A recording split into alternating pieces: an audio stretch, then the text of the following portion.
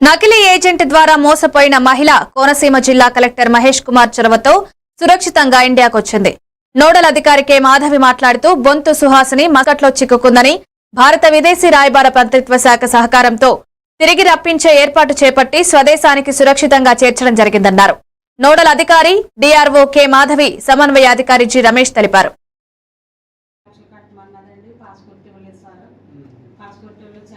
నమస్తే అండి సార్ అని చెప్పేసి అంటే ఏంటమ్మంటే ఇలాంటి పని సార్ అని చెప్పానండి. మ్యాటర్ రాసుకున్నారండి. తర్వాత మళ్ళీ మా అల్లుళ్ళని ఇల్లు తీసుకుని రేతులు చేసామండి.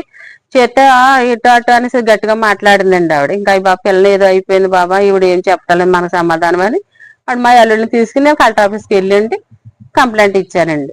ఇచ్చాక 1 నెల అన్నది 2 నెలలు అన్నదండి. ఇంకా అలా కాకుండా డబ్బు కట్టేయమని పంపించేస్తాను అందరూ 2,50,000 అడిగిందండి ఆవిడ.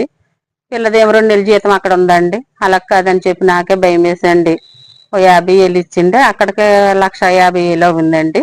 అప్పుడు నా పిల్లని నాకు అందజేయండి బాబా, మీకు దండం పెడతానంటే మేడం గారు, రమేష్ గారు ఈ అందరూ కూడా నాకైతే చాలా హెల్ప్ చేశారండి, చాలా సాయం చేశారండి. నాకు ఒక ధైర్యంగా నిలబడ్డానండి. కేసు ఎట్టి వచ్చిన తర్వాత నా పిల్ల నాకు వస్తుందని. అందుకని చెప్పేసిండి మన కలెక్టర్ గారు, మన కోనసీమ జిల్లా అంబేద్కర్ ఊరికండి మనకు ఎంతో సహాయం చేశారండి. ఆయన చాలా మంది బాగుపడాలండి ఆయన వల్ల. అందుకని మాకు ఇది తెలిసిన మట్టుకే చెప్పామండి. మరి అమలాపురం అండి నాది. అలాగే నేను మస్కట్ వెళ్ళానండి మార్చిలో. అలాగే 2 నెలలు బాగానే చూసారండి. తర్వాత నుంచి నన్ను కొట్టేవారండి. నన్ను కొట్టేసి అలాగే ఫోన్ కూడా ఇచ్చేవారు కదండి. నాకైతే చాలా భయం వేసేసేదండి. అలాగే మా అమ్మగారికి ఇన్ఫర్మేషన్ చేశానండి నేను. అలాగే ఆ కలెక్టర్ ఆఫీస్కి వెళ్ళమని ఎవరో చెప్పారంటండి.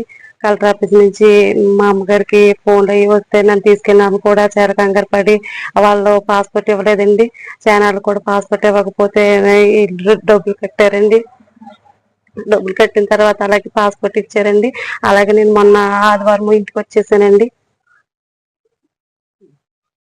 కలెక్టర్ గారికి నా కృతజ్ఞతలండి. మరి అలాగే ఇండియా వచ్చేసినందుకు